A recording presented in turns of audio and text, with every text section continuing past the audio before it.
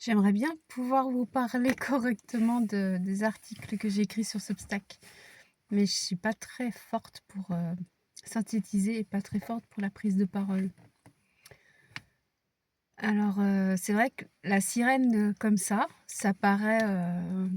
moi aussi, j'aurais jamais pensé en fait que je m'intéresse vraiment à la sirène, parce que j'avais vraiment la sirène de Walt Disney dans la tête, l'histoire de la petite sirène. Et puis, en fait, quand on est petite fille, on nous donne toujours...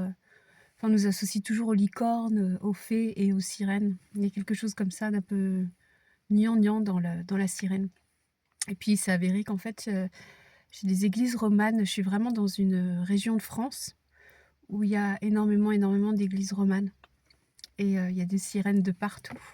Et j'ai commencé à m'interroger en fait sur les êtres étranges qui peuplaient ces églises romanes.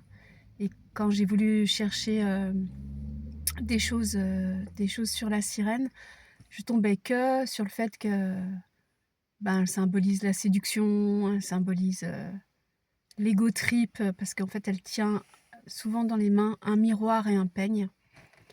Donc, quelqu'un qui serait obsédé par son apparence et qui passerait son temps, du coup, à vouloir séduire les hommes et puis les conduire à la mort. Alors, ça, c'est l'influence de la sirène des sirènes d'Ulysse. Sachant que les sirènes d'Ulysse, en fait, sont des sirènes poissons, des sirènes oiseaux, pardon, et pas des sirènes poissons, mais que ça a été souvent mélangé. Les deux ont souvent été mélangés. Donc, on pourrait effectivement analyser la sirène à partir de la sirène d'Ulysse. C'est ce que font en fait la plupart des commentateurs contemporains. La plupart, tous les commentateurs contemporains que j'ai lus. Absolument tous. Donc, on est loin de la petite sirène très naïve qui se sacrifie par amour au point d'en perdre son âme et de se transformer en écume. On est plutôt sur la sirène vicieuse qui attire les hommes, qui les pervertit, et symbole du péché d'orgueil et du coup du péché de luxure. Donc ce que j'ai trouvé très intéressant, c'est que je me suis dit: «Waouh! Encore la sexualité associée à la mort». Je dis: «C'est étonnant qu'elle soit expliquée comme ça au Moyen Âge, alors que c'est quelque chose de très contemporain». Cette obsession de la sexualité reliée à la mort, c'est vraiment quelque chose de contemporain. Il suffit d'allumer la télé. Une fois, j'étais chez quelqu'un qui avait la télé et les gens regardaient la télé et c'est fou, il y avait énormément de sé enfin toutes les séries, tournaient autour de ça quoi, le mélange de la sexualité et de la mort.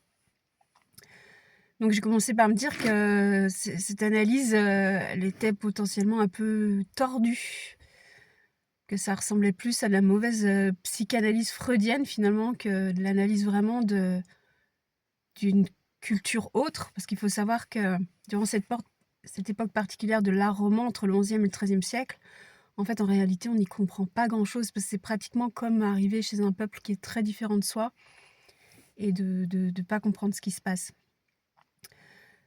Donc en fait, j'ai pris symbole après symbole et j'ai essayé de détricoter.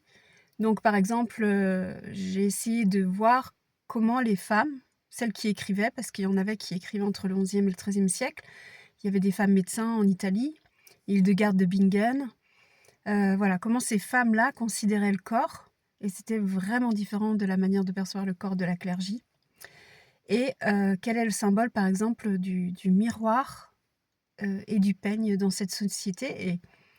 Et là, c'est là ce qui me fait dire qu'en fait, la plupart du temps, on analyse les choses du passé avec nos névroses ou avec nos utopies. Alors moi, ça serait plutôt à partir de mes utopies, ou peut-être à partir de mes névroses aussi, mais en tout cas, on n'est jamais neutre dans ces analyses. Et c'est vrai, c'est toujours très intéressant de savoir à partir d'où se situe la personne qui analyse. Donc moi, je suis clairement dans une analyse matricielle. Matricielle, ça veut dire que je pars du principe qu'en fait, les humains, quand c'est comme ça sur des archétypes anciens, et d'ailleurs, ça se vérifie par le fait que le christianisme ancien, c'est un christianisme qui valorise la vie, en fait, qui est vraiment pour l'éclosion de la vie, c'est que bien plus tard il y a eu des choses un peu plus morbides autour du christianisme. Dans un premier temps, c'est vraiment cette idée qu'il faut déployer la vie en soi, la vie autour de soi. Voilà, c'est le foisonnement du vivant et d'ailleurs on le voit dans ces églises romanes, hein. Il y a des plantes de partout, des fleurs, des feuilles, des fruits. C'est le foisonnement de la vie. Donc dans la mesure où c'est le foisonnement de la vie, on peut se demander, comment c'est possible d'analyser une petite sirène comme ça, qui est sur un pilier, qui n'entraîne pas les hommes vers la mort, qui enfin, c'est pas du tout le genre de dragon qu'on tue ou comment elle a pu être analysée de cette manière-là? Voilà, je suis encore partie dans tous les sens parce que je suis incapable de tenir un propos organisé, mais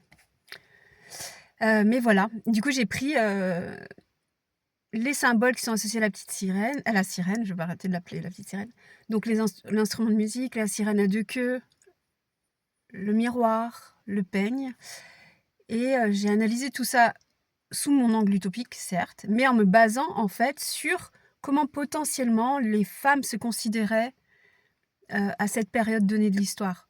Parce qu'il faut savoir qu'aussi dans cette période donnée, les femmes avaient quand même un pouvoir relativement plus élevé que dans d'autres périodes et il y avait énormément de femmes mécènes.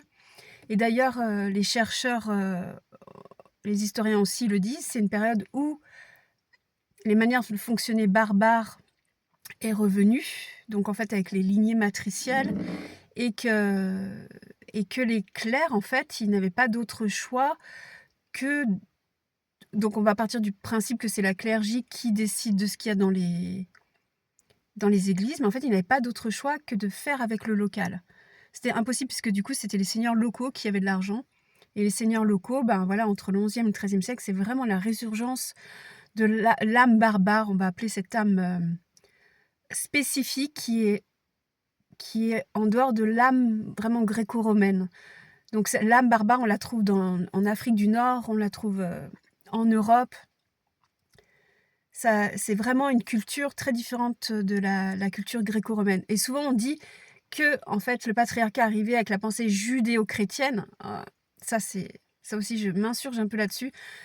Non, quand on lit l'Ancien Testament en hébreu, ben, il y a pas de Ève qui apporte le péché, donc déjà c'est pas judéo-chrétien et ensuite pareil pour la chrétienté, si on reprend les paroles du Christ, à aucun moment il est fait mention du patriarcat. C'est les constructions qui viennent après et ces constructions arrivent des Grecs et des Romains. Alors, pas toutes les cultures grecques, pas toutes les cultures romaines, on est d'accord, il y a plein de variations en fonction des régions d'Italie ou en fonction des régions de Grèce, mais on va dire la culture intellectuelle, un peu psychorigide et normée de la Grèce et de Rome, qui influence du coup la culture patriarcale de la clergie et la manière dont potentiellement ont pu être analysés après coup ces archétypes comme l'archétype de la sirène.